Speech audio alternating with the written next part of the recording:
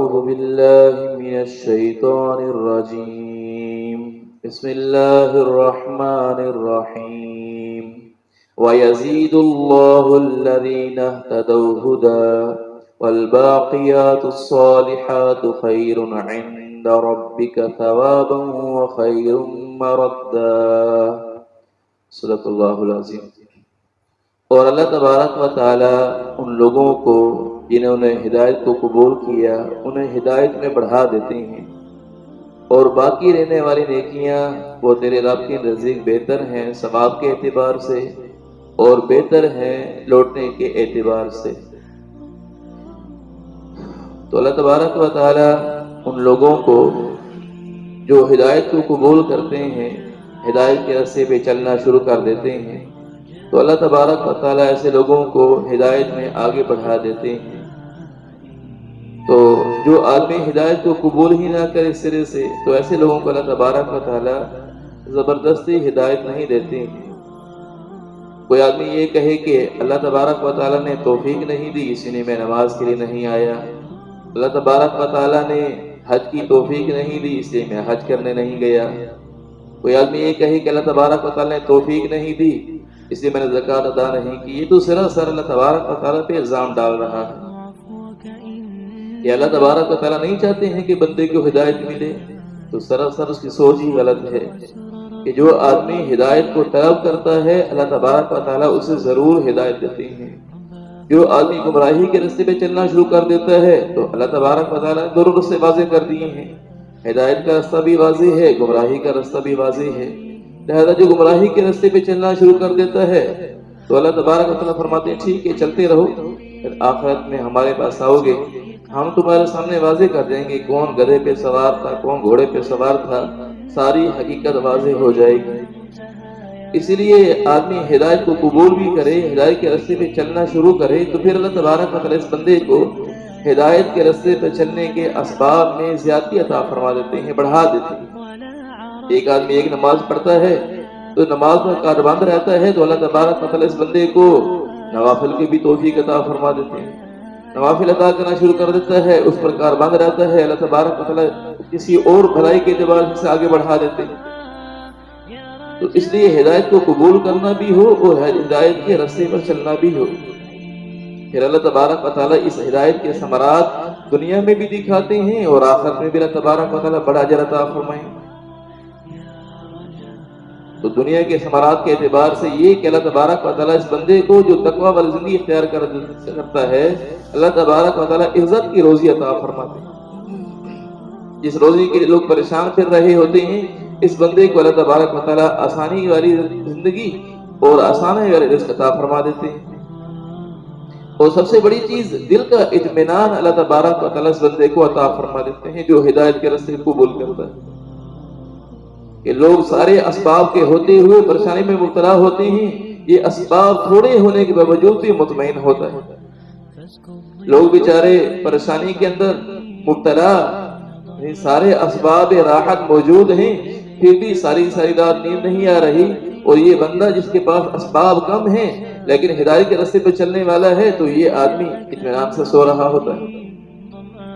تو سکون والی زندگی اللہ تبارک و تعالی عطا فرما دیتے ہیں ہدایت کو قبول کرنے والے کے لیے۔ والباقیات الصالحات، اور باقی رہنے والی نیکیاں خیر عند ربک ثوابا، تیرے رب کے نزدیک اجر کے اعتبار سے بہتر ہیں اور لوٹنے کی جگہ کے اعتبار سے بھی بہتر ہیں۔ باقی رہنے والی نیکیاں سے کیا مراد ہے؟ تو دنیا میں انسان نیک عمل کرتا ہے تو جب یہ مر جاتا ہے تو حدیث پاک میں آتا ہے انقطع عنہ عملہ، اس کا عمل اس سے منقطع ہو جاتا ہے۔ پھر تین چیزوں کا اللہ تبارک و تعالیٰ نے اپنے حبیب کی زبان مبارک سے استثناء فرمایا۔ تین چیزیں ایسی ہیں جو مرنے کے بعد بھی آدمی کو اس کا اجر پہنچتا رہتا ہے۔ ایک تو فرمایا کہ ولد صالح، جو نیک اولاد ہو اس کا ثواب آدمی کو پہنچتا رہتا ہے۔ ابھی یہ آدمی اپنی زندگی میں نمازیں پڑھتا رہا، روزے رکھتا رہا، مرتے ہی یہ عمل سے رک گیا ہے۔ اب یہ آدمی خود نماز نہیں پڑھ سکتا، خود روزہ نہیں رکھ سکتا، لیکن نیک اولاد دنیا میں چھوڑ کر جا رہا ہے، اچھی تربیت کی تھی اس کو بھلائی کے راستے پہ ڈالا تھا، اس کو آخرت کے امور کے بارے میں مطلع کیا تھا، اللہ تبارک و تعالیٰ کے عذاب سے ڈرایا تھا، وہاں کی نیکیاں یعنی دنیا کے اندر نیکیاں کرنے کی وجہ سے آخرت میں جو جنت ملنی ہے اس کے بارے میں مطلع کیا تھا۔ اب اس کی اولاد نیک ہوئی تو اب یہ آدمی دنیا سے جا رہا ہے تو اس نیک اولاد کا ثواب اس کو مرنے کے بعد بھی مل رہا ہے۔ وہ نمازیں پڑھتے ہیں، نمازوں کا اجر اس کو مل رہا ہے، وہ روزے رکھتے ہیں، روزے کا اجر اس کو بھی مل رہا ہے، اولاد کو بھی، اس کو بھی ثواب پہنچ رہا ہے۔ اولاد نیکی کا یعنی نیکی میں والد کا ارادہ کرے یا نہ کرے، اس کے والد کو اجر پھر بھی ملتا ہے۔ اور دوسرا کہ کوئی دنیا کے اندر کوئی علم چھوڑ کے مرا ہے، یہ آدمی دنیا سے چلا گیا ہے لیکن کسی کو عالم بنا گیا، کسی کو حافظ بنا گیا، تو اب اس کے مرنے کے بعد اس حافظ کے قرآن پڑھنے کا ثواب اس کو پہنچتا رہتا ہے، اگرچہ اپنی اولاد نہیں ہے، کسی اور کی اولاد ہے، لیکن یہ ذریعہ بن گیا۔ اسی طرح کسی کو عالم بنا گیا تو اس علم سے لوگ نفع اٹھا رہے ہیں، اس عالم کو بھی نفع حاصل ہو رہا ہے، اور اس عالم کے عالم بننے میں جس کا کردار اس شخص کا کردار ہے، اس نے اپنے اعمال کے ذریعے کسی ذریعے سے اس کو عالم بنا دیا تھا، یا اپنے ترغیب کے ذریعے کسی کو عالم بنا دیا، اس کو سمجھایا وہ عالم بننا شروع ہوا، کسی کو سمجھایا وہ حافظ بننا شروع ہوا، تو بھی اس آدمی کو اس کا اجر پہنچتا رہتا ہے۔ اسی طرح کوئی عمارت بنا گیا اس اعتبار سے کہ جیسے کہ مسجد ہماری تعمیر، مسجد کی تعمیر وغیرہ ہوتی ہے، جیسے کہ مدارس ہوتے ہیں، مدارس بنا گیا، مسجد بنا گیا، تو اب اس کے اعتبار سے بھی یہ دنیا سے چلا گیا ہے، لیکن لوگ نمازیں پڑھتے رہیں گے، مسجد میں آ کر اس کا سارا ثواب اس کو پہنچتا رہے گا، مدرسہ میں لوگ دینی علم حاصل کرتے رہیں گے، اس کا ثواب اس کو پہنچتا رہے گا۔ تو اس اعتبار سے یہ آدمی نفع حاصل کرنے والا ہو جاتا ہے۔ والباقیات الصالحات، وہ نیکیاں جو باقی رہنے والی ہیں، یعنی اس کے مرنے کے بعد بھی وہ نیکیاں باقی ہیں، لوگ کر رہے ہیں، تو فرمایا کہ خیر عند ربک ثوابا، اجر کے اعتبار سے رب کے نزدیک بہتر ہے، وخیر مردا، اور لوٹنے کی جگہ کے اعتبار سے بھی بہتر ہے۔ لوٹنے کی جگہ سے مراد یہ ہے کہ جنت، وہ لوٹنے کی جگہ ہے، ایمان والے دنیا سے لوٹ کر جنت میں جائیں گے۔ وہاں جنت سے آئے تھے حضرت آدم علیہ السلام، ان کی اولاد دوبارہ لوٹ کے جنت میں جائے گی، جو نیک صالح ہیں جنت میں جانے والے ہوں گے۔ اور اللہ تعالیٰ حفاظت فرمائے، جہنم بھی لوٹنے کی جگہ ہے کہ یہ آدمی نافرمان، تو نافرمان آدمی لوٹ کے اپنے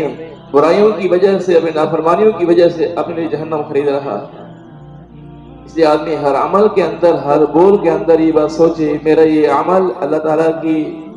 رضامندی کو حاصل کرنے والا ہے، اللہ تبارک و تعالیٰ کی